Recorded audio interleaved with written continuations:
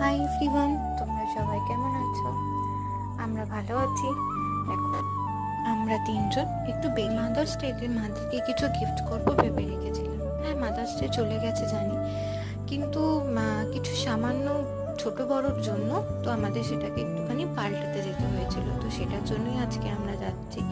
প্রত্যেকের মা প্রত্যেকের কাছে খুব স্পেশাল, তেমনই আমার মাও আমার কাছে খুব স্পেশাল।